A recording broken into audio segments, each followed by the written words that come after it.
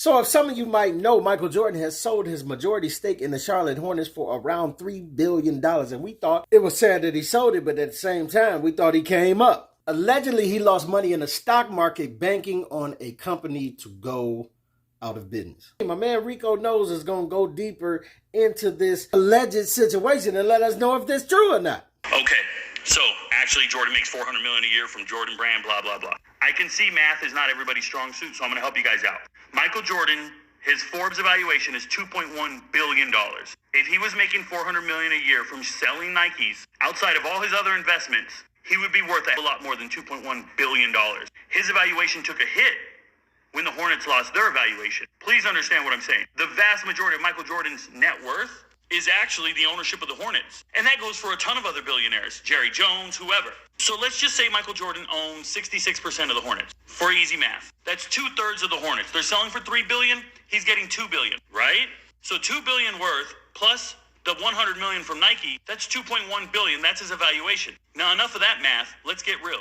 2 years ago, he made a terrible investment with Gabe Plotkin. By the way, that's a minority owner who's buying the Hornets. So he told Gabe, yo, go ahead and bet $500 million of my money. I got you. It was like a verbal IOU. And Plotkin went and put a ton of money into the stock market, somewhere around $4 billion, and they lost. But instead of going to Jordan and saying, give me that $500 million, Plotkin said, I don't got it. I don't have the $4 billion I just bet. And so if this is true, here is where Jordan has opened the door for the finesse to begin. So then this man right here, Ken Griffin from Citadel, worth $32 billion, the richest man in Chicago, bailed them out. So Griffin gives Plotkin about $4 billion. None of this is a secret. This was about 8 months after their bad bet. He buys them out and covers their but then he wants his money. He's here to collect. So Plotkin owes him. So now Plotkin pays him. But now Jordan owes Plotkin. It's a trickle-down effect. And Jordan don't got the money. Jordan made a bad bet. Well, see, that's the thing about net worths. You can own assets that make you valued at $2 billion, but that don't mean you got $2 billion cash dollars to lay hands on. So he's got to sell his team to cover the bet. So he's selling to the guy he owes the money to. He's selling to his bookie. Now here's the thing. Plotkin used to work for Griffin. These are two multi-billionaires from Chicago, and they just fleeced Jordan out of ownership. And they're taking his team from him. Jordan just lost his seat at the big kids table. He can go make his millions with Nike, and you guys can say what you want. But this is a man who got into a world he couldn't keep up in. The world of billionaires. And he lost out, and he's out of the game. They fleeced him, bruh. Plotkin, if I can quote Malcolm X, he's that fox with the sheep, pretending to be their friend, pretending to be cool with Jordan. But the whole time, he has a devious plan to take everything from this man if everything goes wrong. He wasn't a wolf. He didn't show his true colors. And now Jordan's out of a team. No longer an owner. Those billions are going to be gone. He could have owned this team for eternity and maybe sold it 20 years from now. Or his kids could have had ownership, much like the hand-me-downs from the NFL. But there will be no legacy in this regard. Now, he's saying they fleeced him from the start, if this is true. But I don't know who convinced who. Did Plotkin convince Jordan to, hey, let's wager on this company to fail? Or did Jordan convince Plotkin? Either way, they went in on it, and it turned out like this. But let's get into how they actually lost in the stock market and what company it was about. Pay attention. Minority owner, Gabe Plotkin, the owner of Melvin Capital, right? This guy down here, all this jargon that I have here, all you need to know is they lost $6.8 billion betting on GameStop to fail. And GameStop didn't fail. They still exist today, right? So Michael Jordan throws in $500 million in this bet. He's like, yo, put my money on it. Yeah, we're good. The problem is the bookies. You got to pay the bookies. And Jordan don't have the cash. He would have to sell his assets to come up with this kind of money because he's diversified and invested in all kinds of other things. And the vast majority of his net worth is obviously owning the Hornet. Hence the $3 billion you can sell it for, plus the $275 that you put in, right? You made $275 to $3 billion. Forbes is saying you're worth $2 billion. But pay attention who he's selling to. He's selling to his bookies. He's selling to Gabe Plotkin. This guy right here, a minority owner of the Hornets. I see, the whole time before I came across Rico's videos, I'm thinking that he just sold the team to the highest bidder because the Hornets, he hadn't been doing so well with them over the years. And it's like you bought him for a couple $100 million and you get to cash in $3 billion on it. Yeah, like. It's not because he wants out. It's not because he's old. No, he owes Gabe Plotkin money because they both owe money to the stock market. They need to close their short position. If they don't close it, they are infinitely losing money until eternity. In other words, they have to pay a certain amount of money per share that they shorted. They got it wrong. They have to pay this money because they got their bet wrong, right? Imagine betting at the casino and you got it wrong, but instead of paying, you go, hey, bro, can I pay you next month? And they go, sure, we'll defer it, but we're going to add a fee.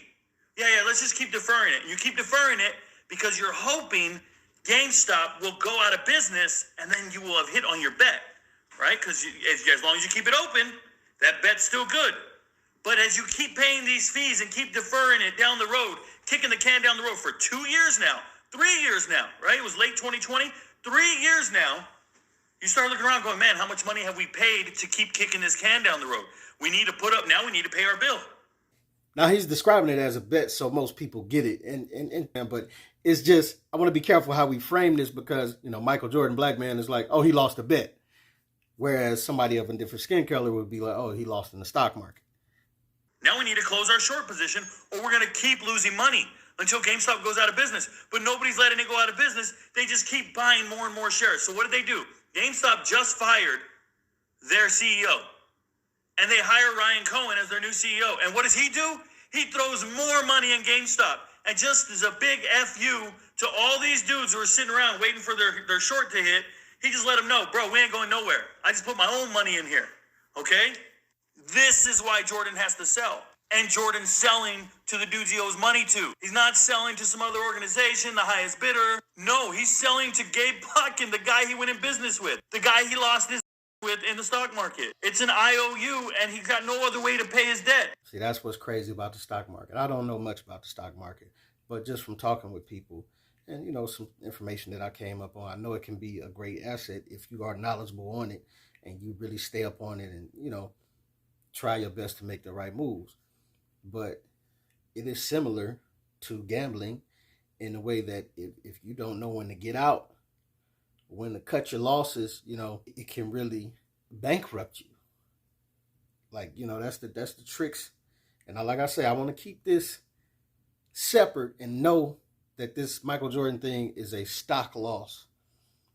But in the same token, it can be considered a bet. You betting on something to do well or you betting on it to go worse. But I want to be careful of the wording here because I know how slick people can word things like we addressed earlier. So, but it's the same reason in which the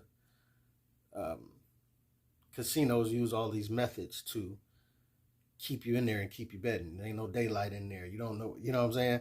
You got the dopamine hits coming from the lights and the blings and the sounds that keep you, in this constant feel of, oh, I lost, I can get it back. Or it's like, I'm up, I can make more.